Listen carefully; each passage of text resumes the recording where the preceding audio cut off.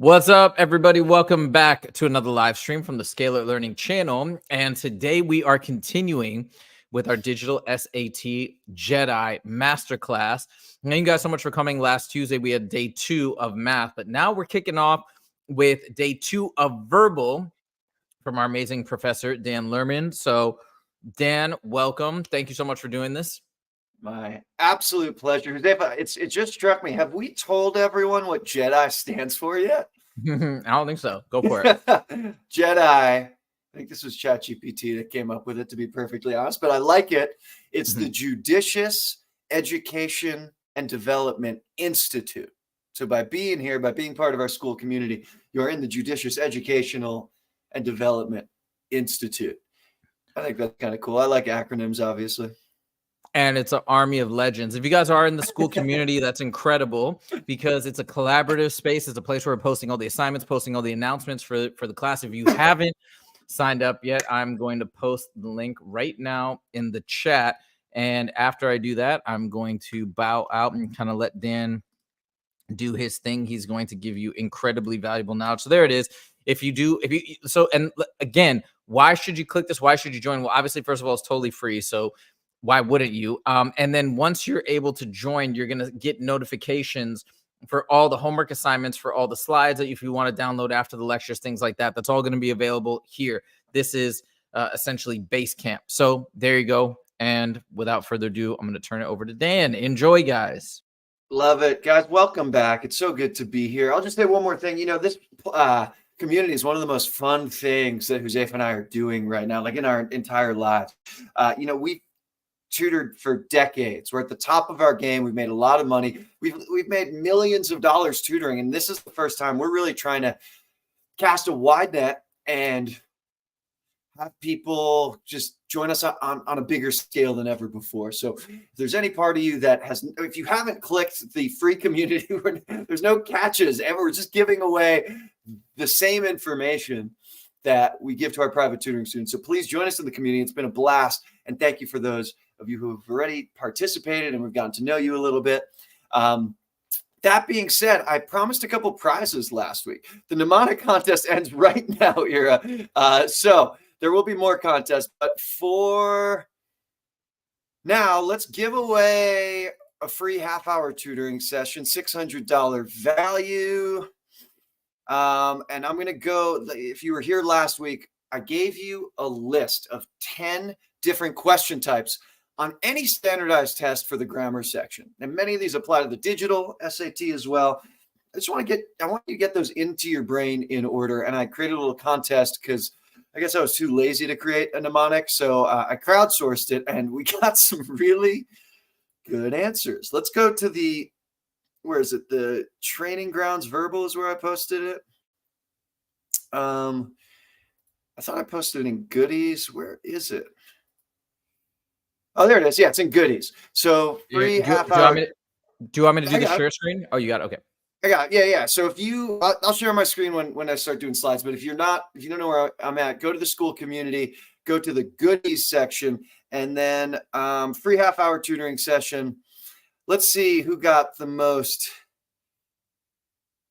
Well, in terms of likes, we've got Mohit, and he was first. Spider-Man punches Vex Proctor, mobilizing cognitive catapults with tranquility, accomplishing aid and destroying Pluto. Mohit, you got the most likes, so I'm going to give you a free half-hour tutoring session. Drop me a DM in the school community, and I'll give you my Zoom link, and we'll set it up. So Mohit, Monopoly, congrats, you're our first winner. I'm feeling generous and just excited to meet more of you. So why don't I also give one to Robert King. Spaceships venture past Mars, colonizing worlds through alien advanced portals. Nice ones, y'all. Really nice. Thanks for participating. Robert and Mohit, drop me a DM in school. We'll set up a half-hour tutoring session. If you didn't participate, or if you didn't win, there will be more coming. In fact, contest number 2, I'll extend that till tomorrow. So 24 hours from now, if you get your friends to join the community and they drop your name in my DMs, you get a point. Whoever has the most points gets a free half-hour tutoring session. So right now, if you've got your phone, you've got your email, drop your friends a note. Hey, I found this cool free way to study for the SAT. Here's the link, and have them drop your name. And I'll give out another free half-hour tutoring session. I'll check it tomorrow, 24 hours from now. All right, cool.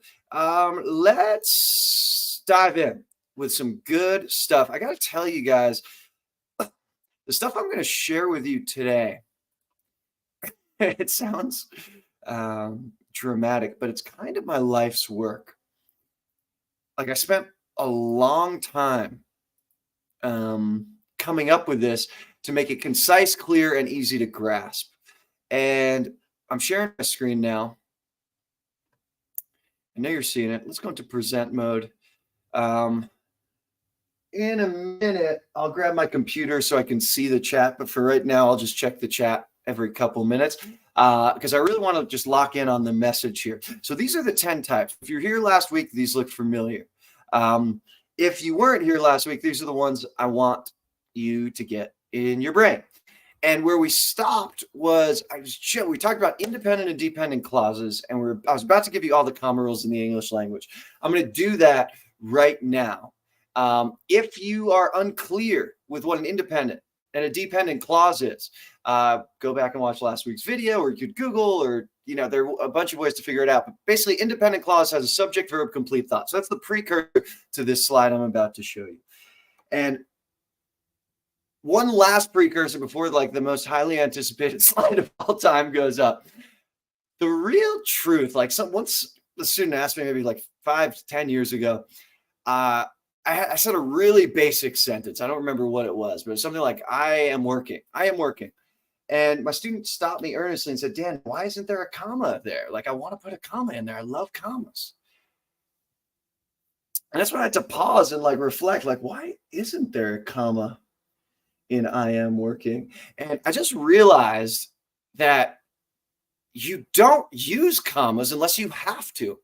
You don't use commas unless you have to. And I call this the golden rule of commas. So the golden rule of commas, if there's one thing you take away from today that's going to make the digital SAT easier, quicker, and have you feeling more confident on these sentence structure and punctuation questions, it's the golden rule of commas.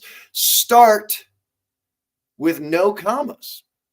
If it works, don't use commas. That's where everything starts in the English language. Do not use commas unless you have to. So when do you have to? Here's the money slide. Ooh, I love this slide so much. The theme of the slide is America. I know there are people joining us from all over the world, so I want to represent America today. I'm going to pause for, call it a minute, and I'm going to ask you to not only put commas in the right places here, you can jot it down in your notes or take a screenshot, but in addition to putting commas in the right places, think about why you're doing so. 1 minute to place all the commas. Each of these has a comma, or at least one comma. There's no trick questions. Take a minute to do these 8.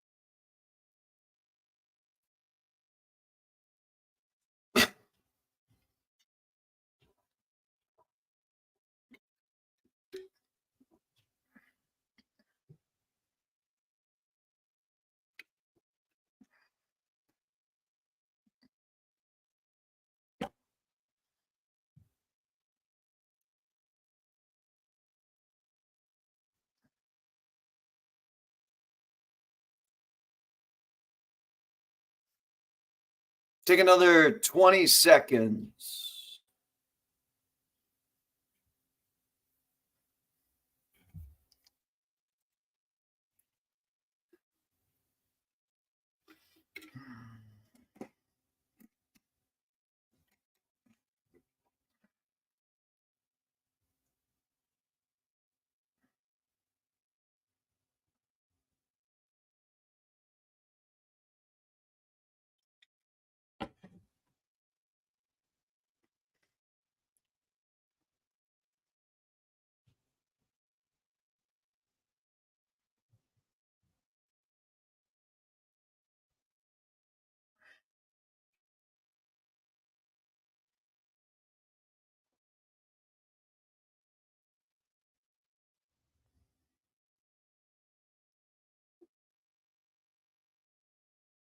All right, let's have a look.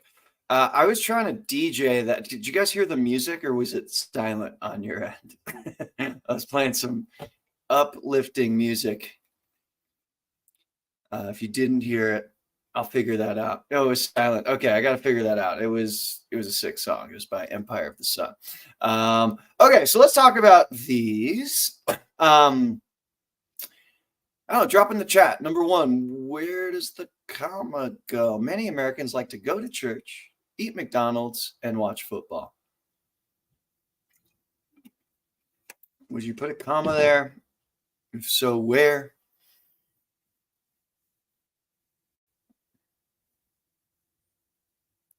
Yeah, Abinet, exactly. So good. And sometimes people say, like, I just put commas where I pause, and that is good. It's kind of a good rule of thumb. But I want to push you to go a step further. Why? Why is there a comma in this, after church and McDonald's? And the answer is this is a list. This is a list. So items in the list always have commas separating them. And that last comma after McDonald's is so controversial. It's got a special name. It's called the Oxford comma. On the digital SAT, there is always an Oxford comma. So I'm going to repeat that because sometimes this confuses people. In the real world, sometimes there's an Oxford comma, sometimes there's not. Meaning sometimes there's a comma before the last item in a list, sometimes there's not. On the digital SAT, 100% of the time, there's always an Oxford comma. So be on the lookout for that. What Abinet typed in the comments, that's exactly right. Good. So first use for commas is a list. And each of these is a different use. On the next slide, I'll show you the answers and I'll show you the list that I really want you to take in. Let's run through the others. I hate the Wendy's Baconator, comma, but he loves the Wendy's Baconator. Why is there a comma there? Well, I encourage you to think about independent and dependent clauses. And the reason is, I hate the Wendy's Baconator is an independent clause. He loves the Wendy's Baconator is an independent clause. Abinet's on fire. Yeah. One way to connect two independent clauses is a comma and what's called a fanboys conjunction. The words for, and, nor, but, or, yet, so. The acronym for that is fanboys. So comma, but connects two independent clauses here. Notice this is totally different to a list. This is not a list. Fanboys. People are hype about fanboys. Cool. So that's two comma uses. Number three, running towards home plate, comma. He suddenly realized they had lost the game. This is actually the most common comma use in the English language. It's tacking on a dependent clause. We've got an independent clause here and a dependent clause. The independent clause, he suddenly realized they had lost the game. It's got a subject, verb, complete thought. Running towards home plate is a dependent clause, and you tack it on the front there with a comma. You can also do it on the end. He suddenly realized they had lost the game, comma, which sucked. So the most common comma use in the English language, I don't know, I haven't done any formal research into this. It feels like over 50% of commas in the English language are tacking on a dependent clause. Yeah, Eric, I like that. That term is right. Participle phrase, you can use it. I'm trying to get across these ideas in like the least grammary terms possible, because I think that trips people up a little bit. But yeah, technically you can use that term. I want to stick to independent and dependent clauses because that, those go a long way. So I'm going to call this tacking on a dependent clause. Anytime you tack on a dependent clause at the beginning or the end of an independent clause, you got to use a comma. That's the move. Cool.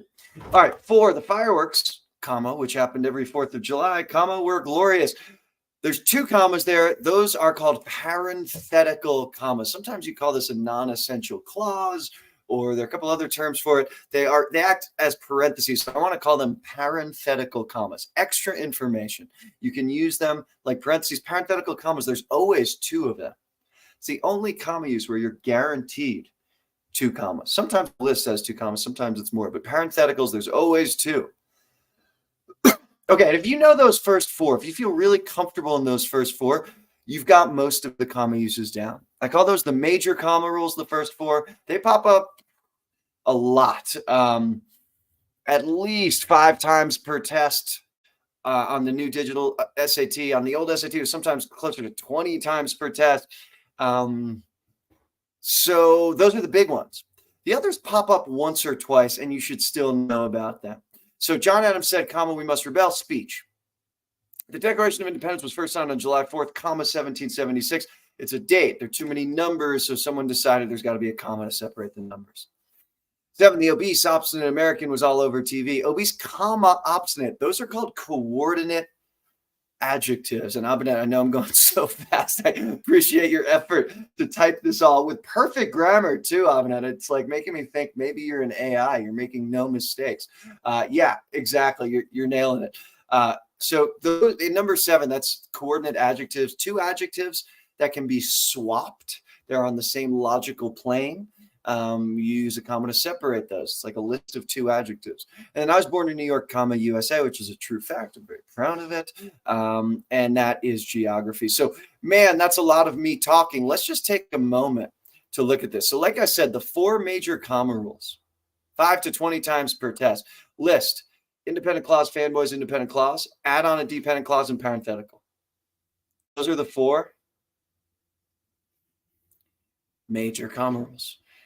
The 4 minor comma rules: speech, date, coordinate adjectives, geography. I'm going to pause to just get across how good this slide is. This is the money slide, baby. This is the one that took me years to kind of craft and figure out, because this is all of the comma rules in the English language. Every comma rule in the English language can be tied to one of the items on this list. One time I was showing this to a group and someone said, what about commas in numbers, like 1,000,000? Okay, technically those are commas, although in Europe they use periods. So I don't know who's right there. I want you to have this list down. Last week I said memorize the 10 rules in order. This week I'm saying memorize these 8. I don't think that there's no real logical order here. Maybe it makes sense to memorize the majors and then the minors. I don't know. Should I do another mnemonic contest? Fine, let's do it. Another mnemonic contest. Let's go for next week. I've actually never used a mnemonic for this, but all the comma rules in the English language. Come up with something, post it on. I'll put it in the same place as last time, on the goodie section of school. Post a mnemonic. I'll pick my favorite for a free half-hour tutoring session. Cool. Okay. I'm going to pause to see if there are any questions, comments, concerns, because it's kind of a mic drop moment, you know? Yeah, Abinette was correct. Yeah. So, okay, good. I'll pause for, let's say, 20 seconds. I'm going to drink my Gatorade Fit. Stay hydrated. And we'll move after this. Josefa, do we have sponsors yet? Should we get Gatorade to sponsor us? That'd be amazing. I would say I want some beverage that has no sugar in it, but Gatorade maybe it's a little bit lower. And make sure you guys well, the G-Fit. Oh yeah, go ahead. Tell me. 1 gram, dude. 1 gram of sugar. Okay. It's G-Fit. It's G-Fit. They're on their way. All right, guys, and make sure to post your questions if you guys do have any questions up till this point. Abinette, thank you so much for all of your participation. If you guys are watching and enjoying so far, just a quick reminder, if you could give the video a like, that'd be amazing, because these likes and all the engagement helps us tremendously. Again, we're just trying to build a buzz and get momentum for this free class to help people that are truly motivated. So if you could do that for us, we appreciate it. Yeah. Cool. All right, let's move. So, how do you know if you've mastered this? This is from the old SAT.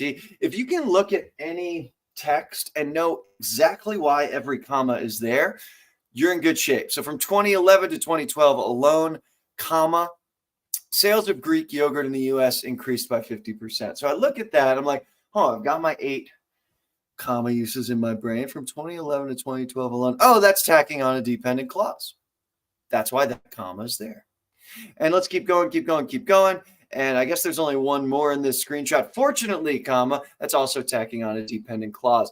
And I'll show you guys a couple more, but the idea is if you can tie every comma to one of the 8 rules, you just feel much more confident in your ability to do this. So let's actually do some problems. These are from the old SAT. I'll give you guys a second to try this problem, and then we'll talk about it. And I don't know what the right amount of time is, maybe 20 seconds to give this a try.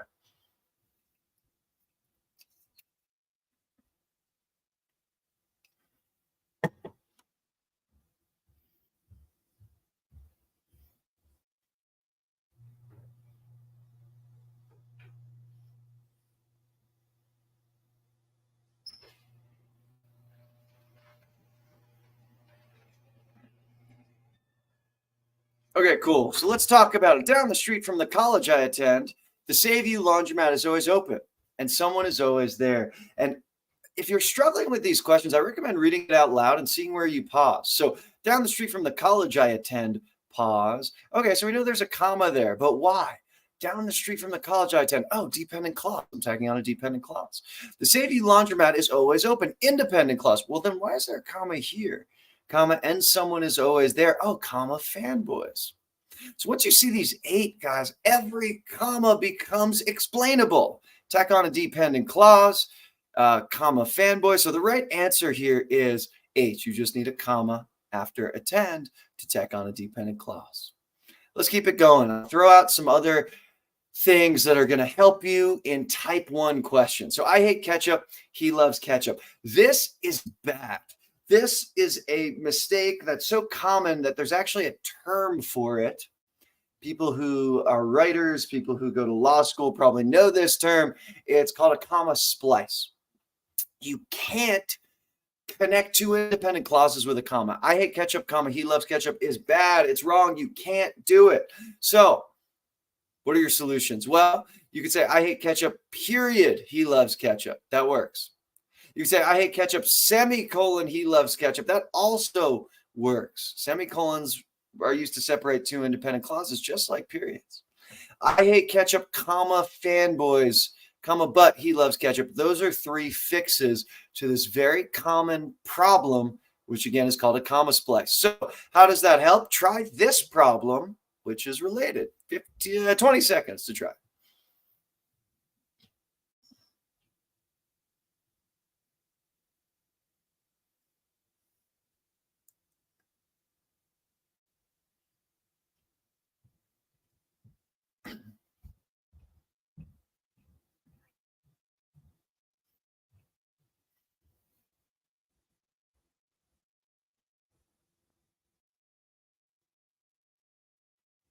Okay, let's take a look. First of all, note which would not be acceptable. So 3 of these work. Cityscapes, comma, while. That's almost like comma fanboys. I know while isn't a fanboys conjunction, but it is a conjunction. It does connect the 2 and functions in almost the same way. I'm not going to go totally into that right now, but F works. G, semicolon, 2 independent clauses. Yep, that also works. H, period, that also works. Remember the 3 ways we talked about to connect 2 independent clauses, period, semicolon, comma, conjunction, they're here. And J is not acceptable because you need some sort of punctuation. So the right answer here is J. Cool. Okay, so I don't know why the slide's in there. I think it's just reminding us where we are. Let's go to the punctuation side outside of commas. I put together a little bit of practice, like a worksheet for comma practice. I thought maybe we'd pause and talk about it now, but I think I'm going to keep going, and I'll post that worksheet with the answers in the community, so you can keep practicing that if you'd like. For now, let's keep moving here. So semicolon. When do you use a semicolon? Well, independent clause, semicolon, independent clause. As I mentioned, I hate ketchup. Semicolon, he loves ketchup. It's green. It's good because they're both independent clauses. There's another use of semicolons, guys, that just popped up on the digital SAT. I think for the first time on digital test 5 or 6. I can't remember exactly where it was, but it was recent. And I had never seen this on the SAT or ACT before. I'd seen this on graduate level tests. This is an important concept for the people in the room who are going for like 1450 plus. You use a semicolon to separate items in a list when you've got what's called a serial list, which means items in the list already have commas. Here's an example. I have lived in New York, New York, Washington, D.C., London, UK, and Los Angeles, California. If I'm talking, you can understand that. But imagine if I was writing it and I used a comma to separate not only New York and New York, but New York and Washington. And there's so many commas. It's like, what the hell's going on? So the rule is, and I promise you, if you keep up with this course and you take the digital SATs on the days we recommend, this will help you. You use a semicolon to separate items in a list when the items in the list already have commas in them. Advanced concept. I'm throwing it out there for you, and it's kind of newer, so get to know it. All right, so next up for punctuation, a colon. Independent clause leading up to an example, explanation, or list. A lot of people know that you need an example, explanation, or list. My acronym for that, by the way, is EAL. So whatever you're saying, it needs to introduce an EAL. What a lot of people forget is that before the colon needs to be an independent clause. So red is bad. Yeah. I love listening to colon rock, jazz, and funk. That doesn't work because I love listening to is not an independent clause. So how would you fix it? I love listening to all sorts of music, colon, rock, jazz, and funk. Boom. So that's what a colon does. And that's pretty much it for a colon. Dashes. It can be parenthetical, same exact thing as parenthetical commas, or it can be used as a dramatic pause. Onto the stage came, against my wishes, a rabid squirrel. You would use dashes the same way you'd use commas. I haven't seen it yet. I don't think they would do this. I haven't seen them put dashes versus parenthetical commas because they serve the exact same function. Cool. Okay. Let's try this one and maybe a couple other type 1 questions, and then we'll move to some other types. So 20 seconds on the clock.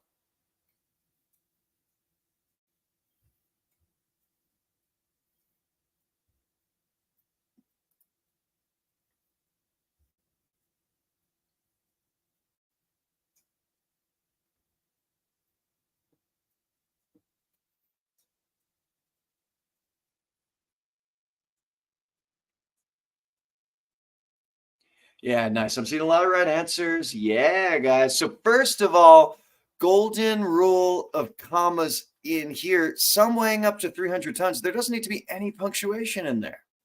Nice. Why use the dash here? Because it's already been established that you've got a parenthetical dash up front. You've got to use another parenthetical dash to close the loop. One of the problems I'm seeing on the digital SAT with a lot of my students is they're not reading before and after the underline.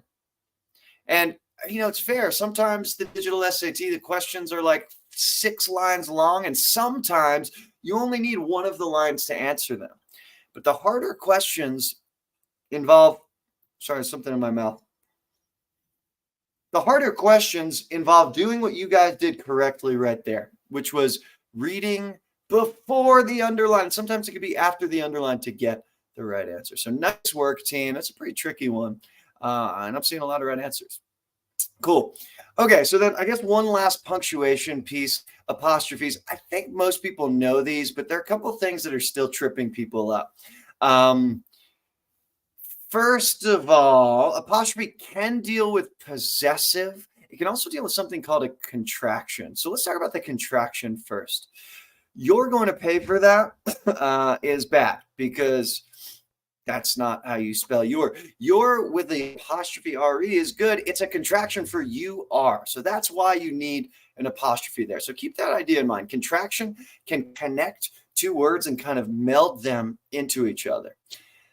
We'll come back to that in a second when we talk about the irregulars and the places people get messed up. But let's talk about possessives. And again, most people have this, so I'll go quickly. The cats are taking over the block. No apostrophe because it's just plural. Plural cats, you can envision many cats. The cat's tail was painted black. In this case, it's singular and possessive. So you go apostrophe S. The tail belongs to the cat. A little hack. is you look at the word right after the apostrophe. Does this word belong to this word? Yeah, the tail belongs to the cat. Oh, then it's possessive. Singular cat, apostrophe S. So when does S apostrophe happen? It's when you're plural and possessive. So do the attitudes belong to the cats? Yes, cats, S apostrophe, boom. So the two questions when you're trying to figure out where to place an apostrophe, is it plural? Is it possessive? Now, people get a little messed up and they love testing this. We'll look at the Bluebook questions in a little bit. They love testing this. It's IT apostrophe S is a contraction for it is. Since that spelling was already taken by the contraction, the possessive form of it's actually has no apostrophe. I'll say that again. The possessive form of it's has no apostrophe. So sometimes people like this is choice on the digital SAT. I've seen this ITS apostrophe. That's actually not a real thing. And never, ever, ever is right. It's made up because when do you use S apostrophe?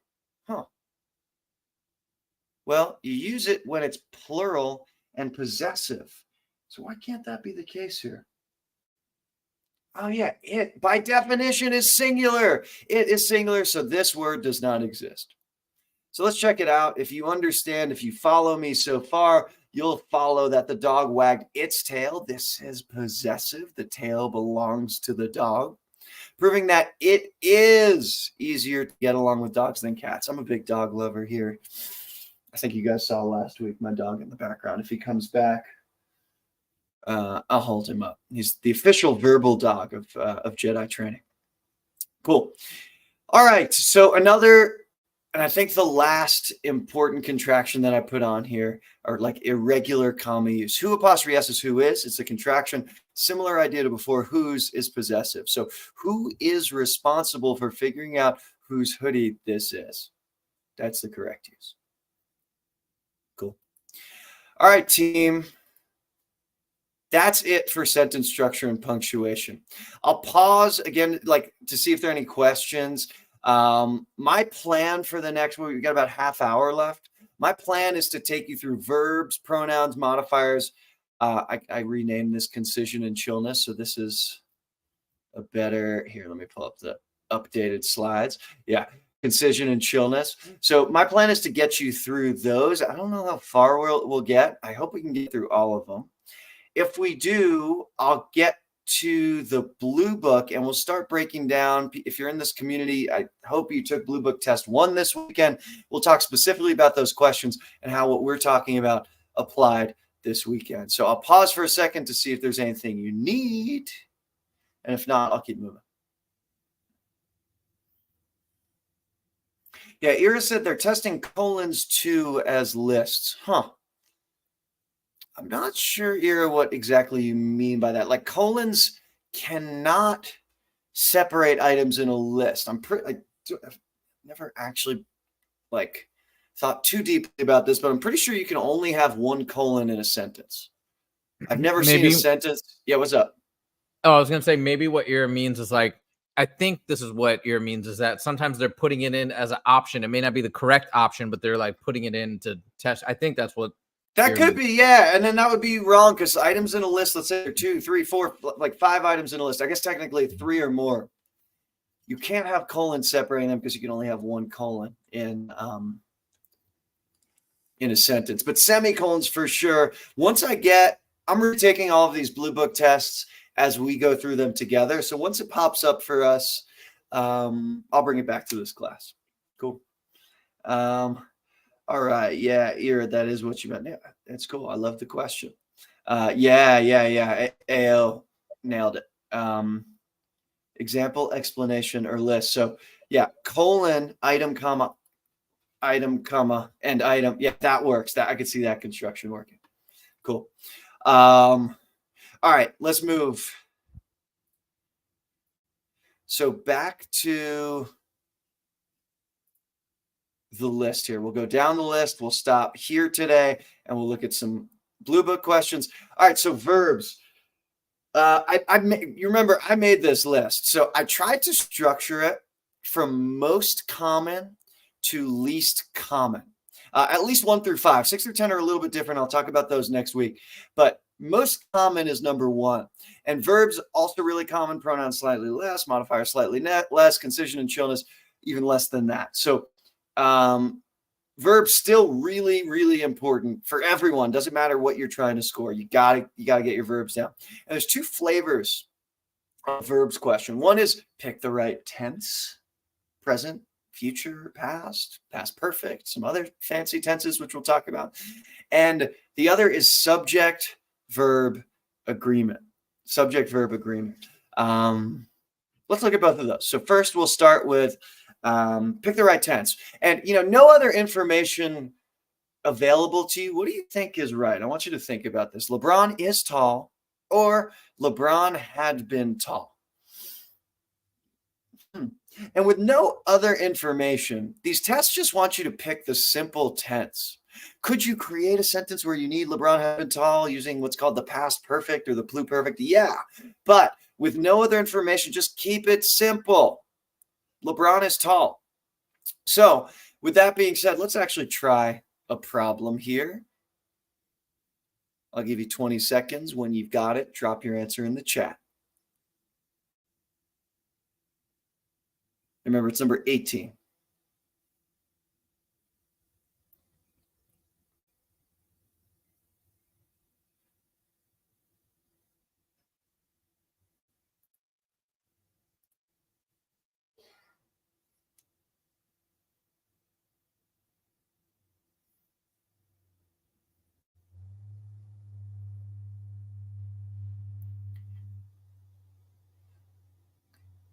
Yeah, nice. I'm seeing a lot of right answers. And if you've got an answer, think if you can figure out why. How would you explain that? How would you stand up for A, which is the right answer? Well, if you read the full sentence, I highly recommend doing this. You see, this is in the simple past tense. Produced is simple past. Drifted, simple past. So fell, just pick the simple past. Don't get complicated. There are some situations where they kind of ask you to get complicated, and we'll look at those in a second. But the simple tenses are the past, present, future, right? If it's happening in the past, keep it in the past. If it's happening in the present, keep it in the present. If it's happening in the future, keep it in the future. I think most people are good with those questions. So let's look at the complex tenses. And I want you to think about, I guess I made these slides last year or 2 years ago. I had tutored for 16 years. If I said that, I had tutored for 16 years. Notice it's not just the past. It's I had tutored for 16 years. And if you take a second language, mine is Spanish. I'm a pretty good Spanish speaker. Sometimes this is taught explicitly as the pluperfect or the past perfect. And if you think enough about it, I like to think of this as like a storytelling tense. It implies something happened before something else. I tutored for 16 years when I finally realized I didn't want to do it anymore or something like that. I had tutored sets the stage. This is called the past perfect. And it's a complex tense that does get tested. You need to know this past perfect. Had plus a verb is sometimes called the double past. Something happened before something else happened. And the other tense that's worth knowing, there's 2 more actually, is called the present perfect. I have tutored for over 16 years. So just think about the feel of these 2. I'm going to flip back and forth for a second just so you get these in your mind. Had tutored, past perfect versus have tutored. I want you to think about what's the difference there. Oh, well, in the past perfect, this is over. I'm no longer tutoring. I had tutored when I decided not to do it anymore. Versus I have tutored for 16 years. It's still going on in the present. That's why it's called the present perfect. You got to know this tense as well. And there's one more. It involves the word would. I would have tutored for 16 years, but I lost my voice. I would have conditional, something hypothetical. So these 3 tenses, again, this is a very quick, just shallow skim of what you need to know. A lot of other resources are out there. If you guys want anything deeper on here, always post in the school like feed, and I'm happy to point you in the direction of things that can help you learn these deeper.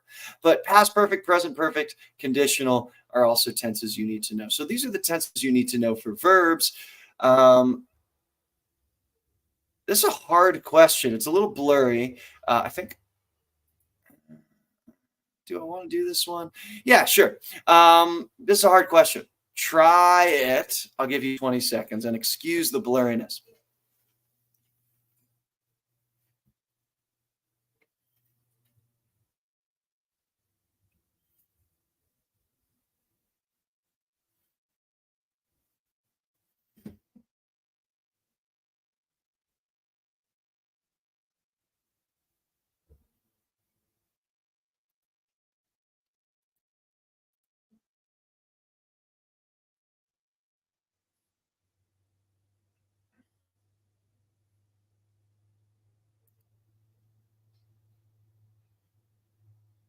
Yeah, nice team.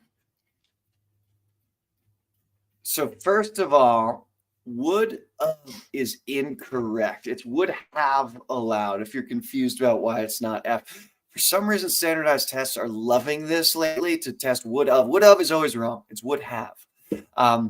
The others are what's up? What's up? I just want to jump in. That's such a sneaky one because we say it so quickly, like would have. Yeah, we say Anyways. it like the contraction, like I would have done that. Would apostrophe VE. So, and some of my friends from high school, when they're texting, they do this, and I really have to bite my tongue to not correct them because then they're gonna hate me. You know, once you see it, there's no unseeing it. But that is a sneaky one.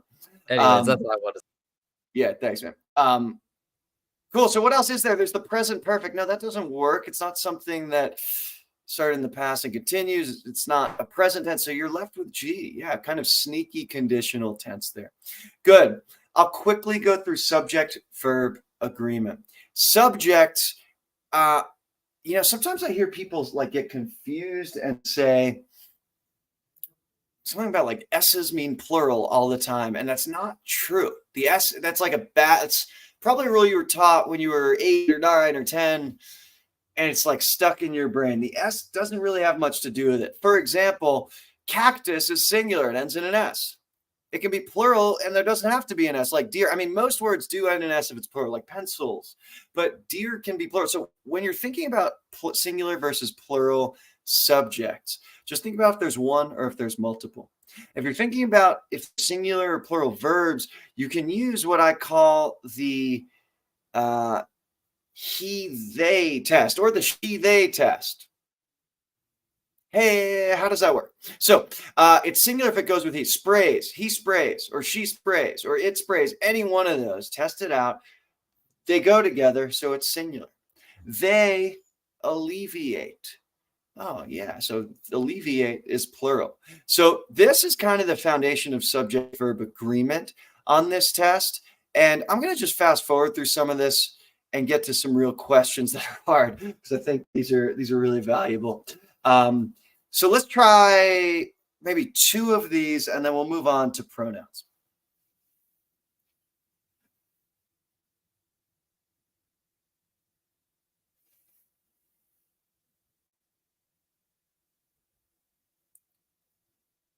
So drop your answers in the chat when you got them.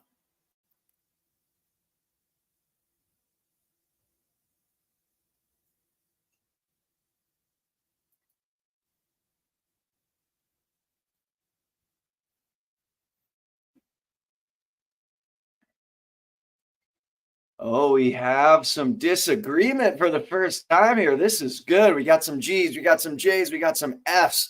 The sign of a tricky question. Okay, rather than giving you the answer, my question is, what's the subject? Because you have to pick a verb here. This is a verbs question. What's the subject? The subject potentially could be washers or dryers or green or paneling or walls. What's the subject? What has or have been painted to match? What's the subject here?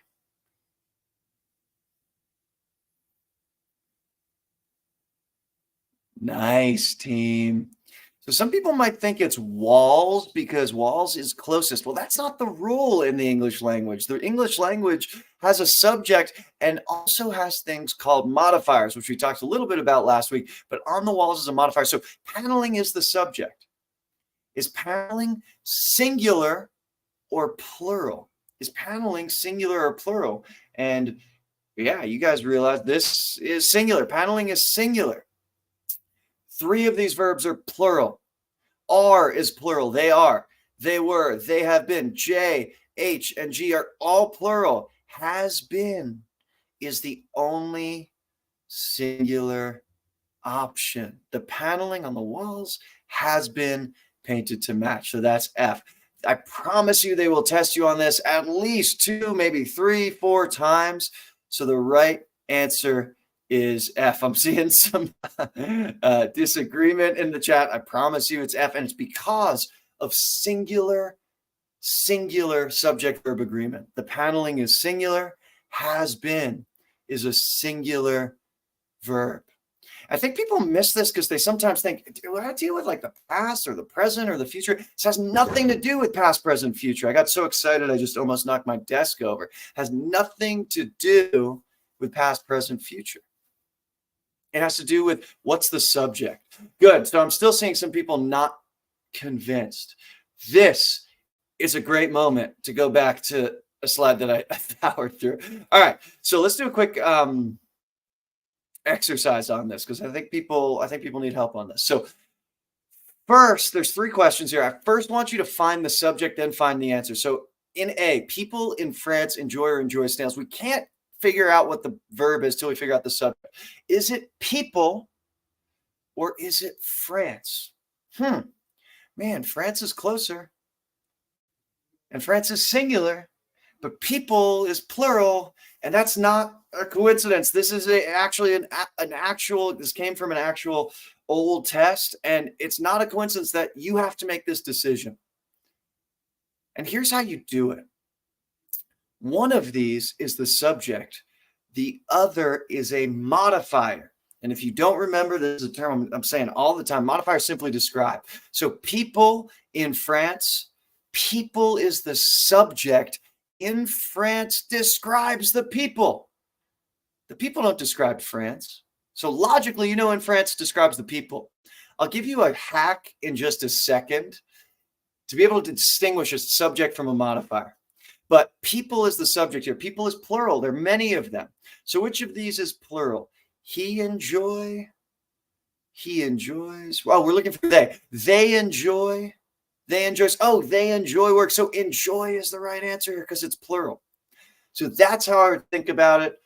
Take a stab. I'll give you 20 seconds or so to do these 2 steps. First, find the subject. 2, find the answer, which is one of these 2 verbs, and then we'll talk about them. It's very similar to what we just looked at. I hope it can clear up some of the confusion.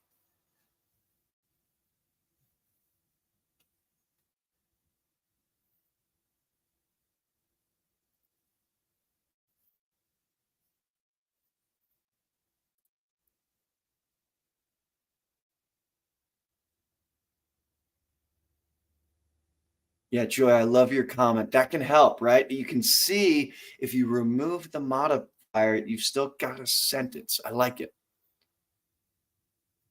I think it's a little harder in B, though, because you could say fragments can be discovered, but so can jawbones, so can primates. So there's a better way to handle it, which I'll show you in a second.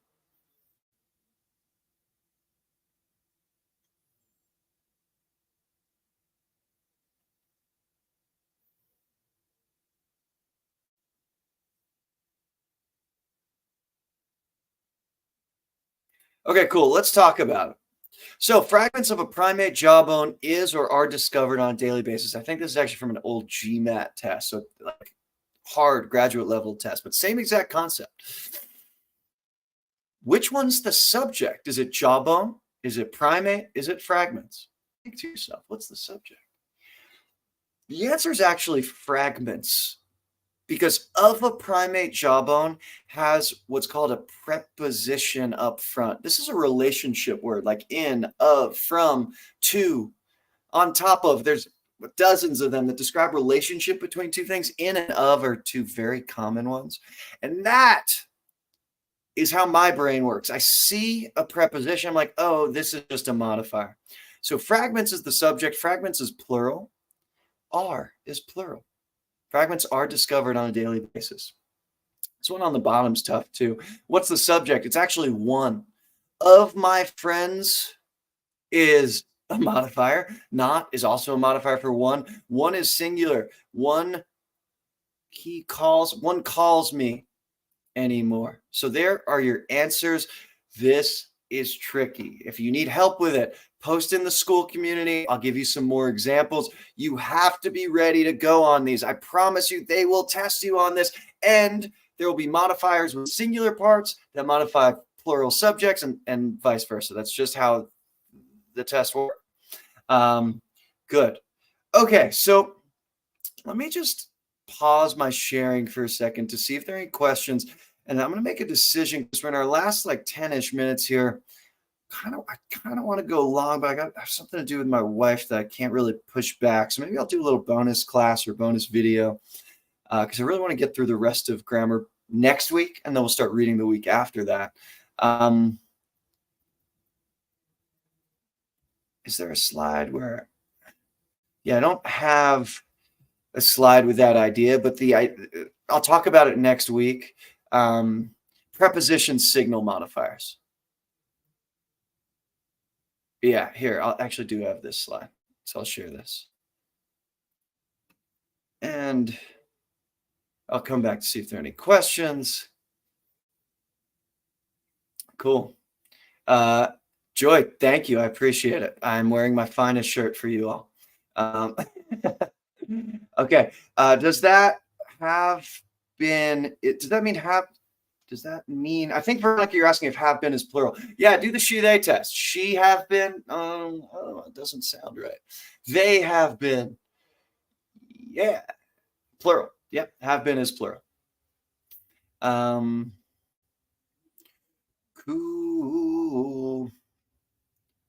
Cool. Ira wants me to explain the third one again. Ira, do me a favor, post in the school group, and I'll give you a little video going through that one more time.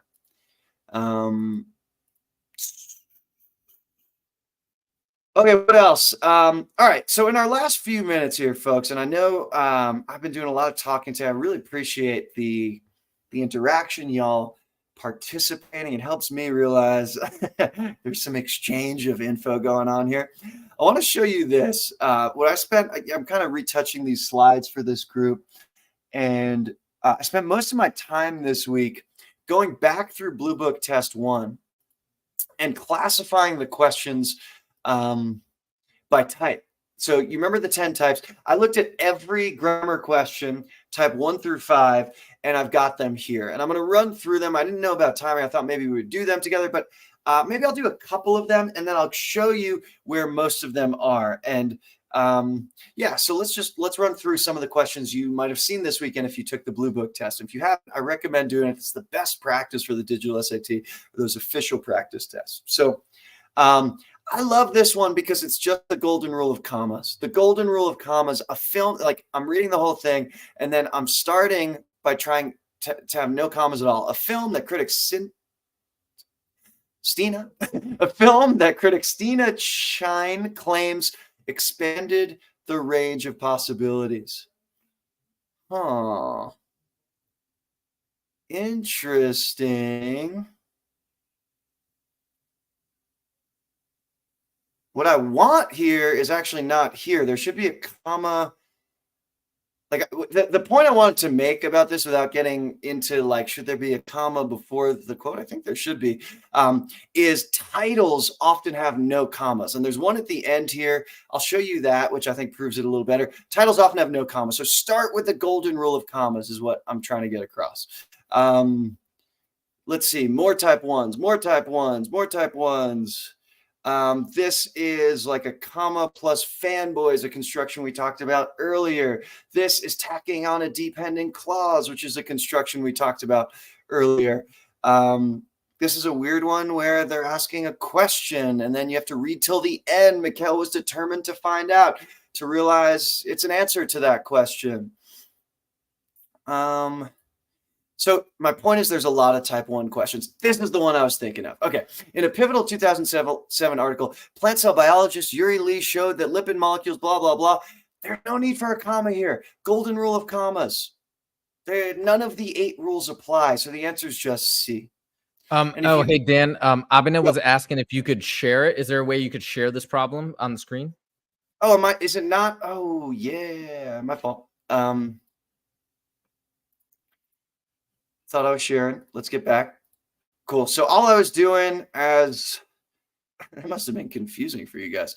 Where am I? Sorry, I have this huge 100-slide presentation. I'm jumping up and down. Okay, cool. So sorry, what I was sharing was the Bluebook test. I just typed all the questions. So here are all the type 1 questions from Bluebook test 1. There's 9 of them total. That's a lot. 2, 4, 6, 8, 9. The one that I want you to be kind of most familiar with is the golden rule of, not the question, just the concept I want you to be most familiar with is the golden rule of commas. So plant cell biologist J.E.D.I showed that lipid molecules, there's no commas here. So just default, your starting point should be try it with no commas at all. Let's see what happens. And C is the right answer here. Cool. Type 2 questions pop up. There's subject-verb agreement. There's tense stuff. If you have any particular questions, this would be a great use of the community. Just post, and Josef and I will be going in, I guess, on the verbal side of things, I'll be going in and responding to you all. So I'd love to see more of that type of thing. Just Bluebook test 1, help on this question. I'm happy to help there. So more verbs. I think there were 5 total verbs questions.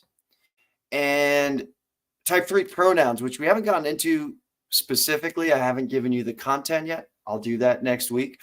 But plenty of pronouns questions. I think it was 3 pronouns questions as well.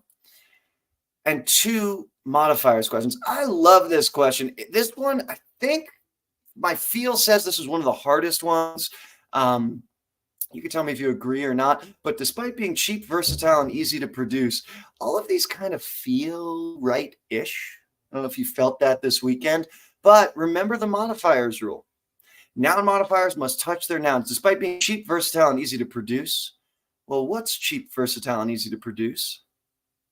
It's commercial plastic, so it's got to be D here. I love that question. So I also realized type 5 actually had none on type 1. We'll see. I'm going back through these tests with a classifying eye now. I wonder if that changes going forward. So here's kind of, it's funny to call this research, but I guess it's kind of research that I'm doing in my corner of the universe where I have way too much time to think about grammar. But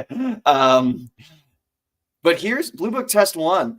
9 type 1 questions, 5 type 2 questions, 3 type 3, 2 type 4, 0 type 5. I'm pumped about this because, again, I made up these types to go from most common to least common. And then 6 through 10 is a different beast. I'll talk about that next week. Okay, so that puts us at time. A couple reminders. One, if you have questions, I know the format we're going, this is a pilot, we're trying this out. The format Jose and I are going with is we're going to throw a lot of stuff at the wall pretty damn quickly. And if you're feeling a little bit lost, that's okay. I hope mostly you're feeling energized. This is a good way of looking at the test. I can control that. I can learn these damn comma rules.